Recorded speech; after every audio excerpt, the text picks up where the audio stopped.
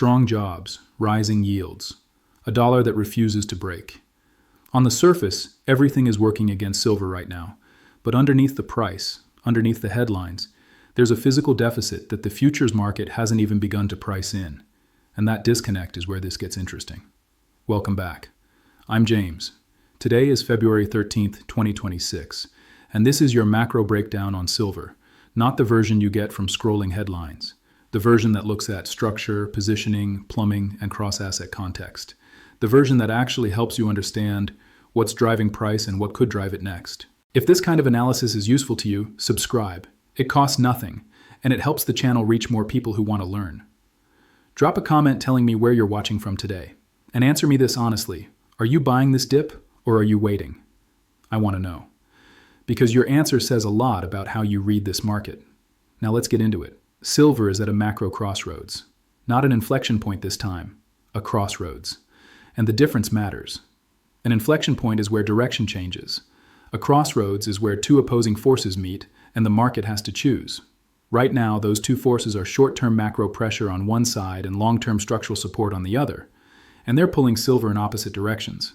Let me show you both sides. Then you decide which one wins. Let's start with what just happened. Last week, the U.S. jobs report came in stronger than expected. The labor market showed resilience. Hiring was firm, wage growth held up, and the market's reaction was immediate and predictable. Treasury yields moved higher. The 10-year yield climbed to 4.22% as of the February 9th observation from Fred. That's not catastrophically high, but it's elevated, and more importantly, it pushed back expectations for when the Federal Reserve might cut interest rates. That matters for silver directly. Here's why. Silver earns no yield, it pays no coupon, it generates no income. So when Treasury yields rise, the opportunity cost of holding silver increases. Investors look at a 4.22% risk-free return from government bonds, and they ask themselves, why should I hold a metal that pays me nothing? That's the gravitational pull working against silver right now. At the same time, the dollar index held steady near 96.8. It didn't break down. It didn't collapse. It stabilized. And for silver bulls who were hoping for continued dollar weakness to fuel the next leg higher, that stability is a problem. Because a stable dollar removes one of the tailwinds that was supporting metals. So the short-term picture is clear. Yields up, dollar steady, rate cuts delayed. That's a headwind trifecta for precious metals. And silver responded accordingly. Micro silver futures recently printed near $81.95, showing a minor pullback. Not a crash, not a breakdown, but a pullback that reflects the macro pressure. So here's the question. Here's the first cliffhanger.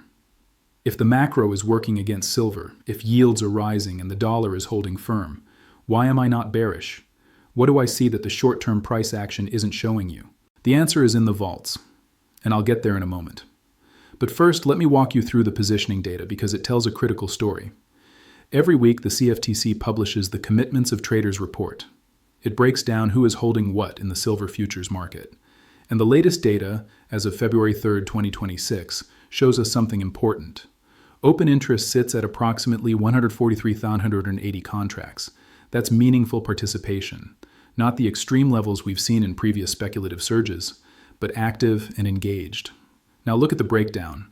Non-commercial traders, your hedge funds, your speculators, your trend-following CTAs hold 38,883 long contracts versus 13,006 short contracts. That's a net long position of roughly 25,877 contracts. Bullish bias is still present, but it's not extreme. It's not the kind of crowded positioning that screams imminent flush. Compare that to the last time we discussed positioning, when non-commercial longs were over 72,000 contracts. We've seen a significant reduction, and that reduction is actually constructive. It means some of the speculative froth has been cleaned out. The trade is less crowded now than it was. On the commercial side, producers and hedgers hold 35,248 long contracts versus 80,973 short contracts. That's a net short position of about 45,725 contracts. Producers are hedging. They're locking in forward sales. That's normal behavior during elevated price levels. But here's what I want you to notice. The ratio between speculative longs and the overall open interest has moderated. That means the market is in a healthier positioning state than it was a few weeks ago. Less crowded means less fragile. Less fragile means more capacity to absorb shocks, without a cascading liquidation event. Does that mean there's no risk? Absolutely not. But it means the positioning powder keg has been partially diffused. Now let me get to the part I promised, the vaults, the plumbing, the structural story that price alone cannot tell you. I want to explain a concept that most silver investors never hear about, but that is absolutely critical to understanding why silver's long-term setup may be more bullish than the short-term macro suggests. It's the difference between registered and eligible silver in COMEX vaults. When we talk about COMEX silver inventory, we're talking about physical silver bars stored in approved warehouses. But not all that silver is the same. Eligible silver is metal that meets the exchange's quality and weight specifications and is sitting in the vault, but it is not available for delivery against futures contracts. It's privately owned. It's being stored.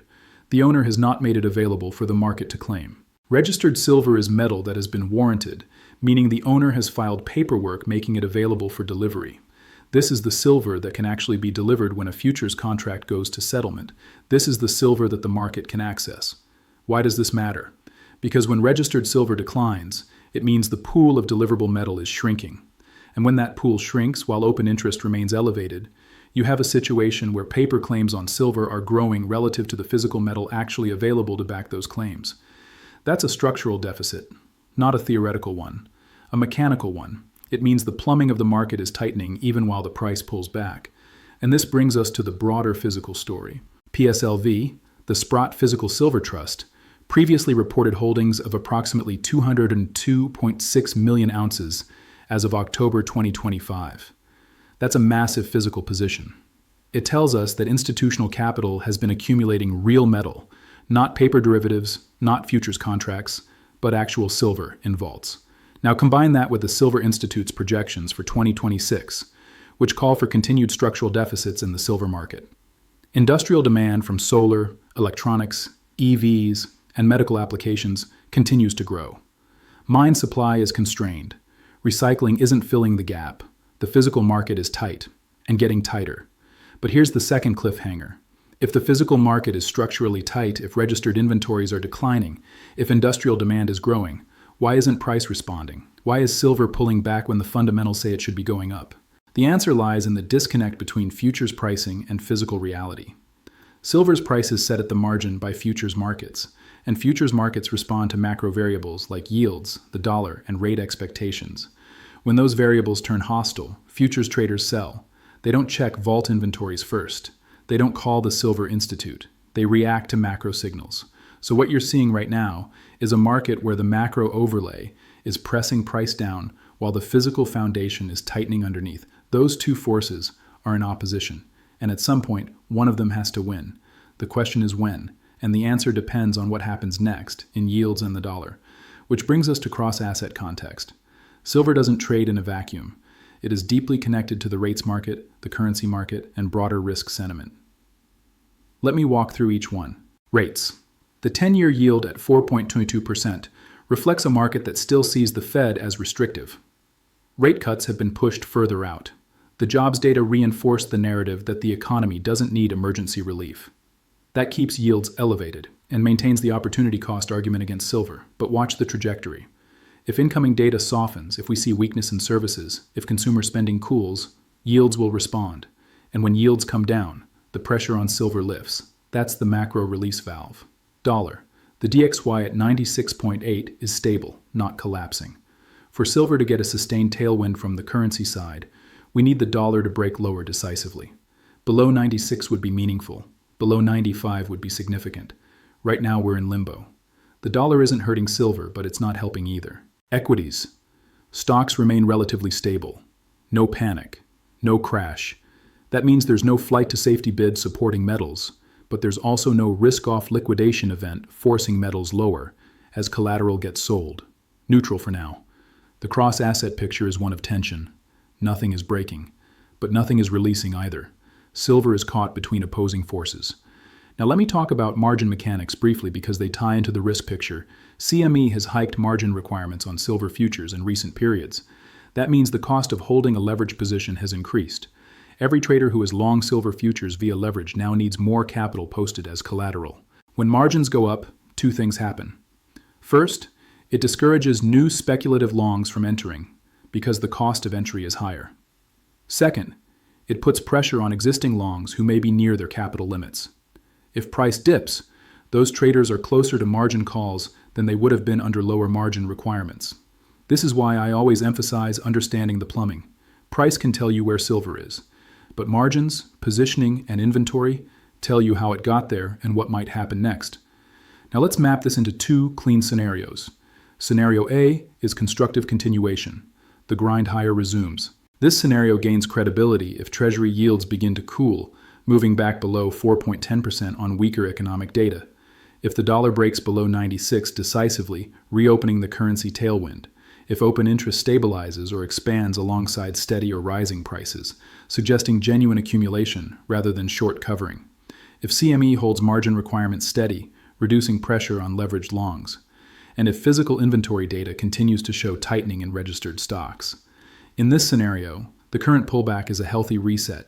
Speculative positioning has already moderated from extreme levels. The physical deficit provides a floor, and macro gradually shifts back in silver's favor. Price grinds higher toward round number resistance zones, with improved structural support underneath. Scenario B is macro dominance. The headwinds intensify.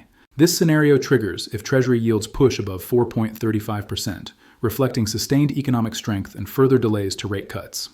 If the dollar reclaims strength above 98, reasserting itself as the dominant macro force. If silver breaks decisively below recent weekly support levels with volume and open interest, decline simultaneously, signaling long liquidation. And if CME raises margins again, compounding the pressure on leverage participants. In this scenario, the macro override is too strong for the physical deficit to counteract in the short term. Futures selling overwhelms the structural bid. Silver corrects more deeply, not because the long-term case is broken, but because the short-term capital flows are more powerful than the fundamental support.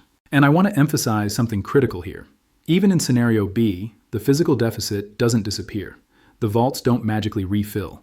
Industrial demand doesn't evaporate. A price correction driven by macro would eventually create an even more attractive entry point for patient capital that understands the structural story. The question isn't whether the physical deficit matters. It does. The question is whether the macro pressure can overwhelm it in the near term. And the answer is yes, it can. That's why risk management exists. This is education only, not financial advice. Manage your own risk. Always. Now here's the third cliffhanger. Given everything I've laid out, macro pressure, moderating positioning, physical tightness, margin hikes, what is the single most important signal to watch over the next 2 weeks that will tell you which scenario is winning? I'll answer that in the checklist, but I want you to think about it first, because developing your own framework is more valuable than following anyone else's. Here's my 5-point checklist. What I'm watching next. Number 1, the 10-year Treasury yield. This is the single most important macro variable for silver right now, below 410%, and the pressure lifts significantly. Above 435%, and the headwind intensifies. Watch the direction, not just the level. Number 2, the dollar index. A decisive break below 96 reopens the bullish case from the currency side. A move above 98 reinforces the headwind. The dollar is the gatekeeper for metals right now. Number 3, open interest and COT positioning changes. We've already seen a moderation from extreme long positioning. If open interest continues to moderate while price holds, that's a healthy base forming. If open interest drops sharply alongside falling price, that's liquidation, and it means scenario B is in play. Number 4, COMEX registered inventory changes. Watch for further declines in registered silver. If the deliverable pool keeps shrinking while paper open interest remains active, the structural tension between paper and physical markets intensifies.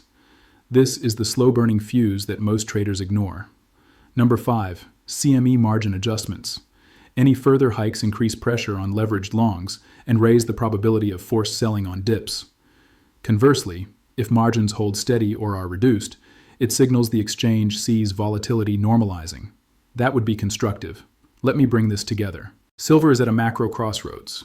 The short-term forces yields the dollar, delayed rate cuts, are working against it. The pullback to 81.95 reflects that pressure. It's real. It's not imaginary.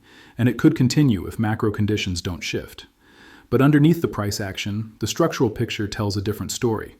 A story of declining registered inventories, persistent industrial demand growth, constrained mine supply, and a physical deficit that doesn't care about the jobs report. The futures market responds to macro in real time. The physical market responds to supply and demand over months and quarters. Right now, those two timelines are in conflict, and the resolution of that conflict will define silver's direction for the next phase. My stance is constructively cautious. I lean bullish on structure, but I respect the macro pressure, and I manage risk accordingly. If yields cool and the dollar breaks, the structural bid takes over and silver moves higher with conviction. If yields rise and the dollar strengthens, the macro override continues and silver corrects further before the physical reality eventually reasserts itself. Either way, understanding the structure puts you ahead of the crowd. Because most people are watching price. I'm watching what's behind price, and that's where the edge lives. Now, I want to hear from you. 2 questions. Question 1. Do you think the physical deficit will override the macro headwinds in the next 3 months? Yes or no? Question 2. Which signal matters most to you right now? A. Treasury yields. B. COMEX vault inventories. C. Dollar index direction. Pick one and tell me why. Drop your answers in the comments. I read every single one, and they directly influence what I cover next. I'm James. Today is February 13th, 2026. Stay objective. Stay patient. Manage risk. I'll see you in the next one.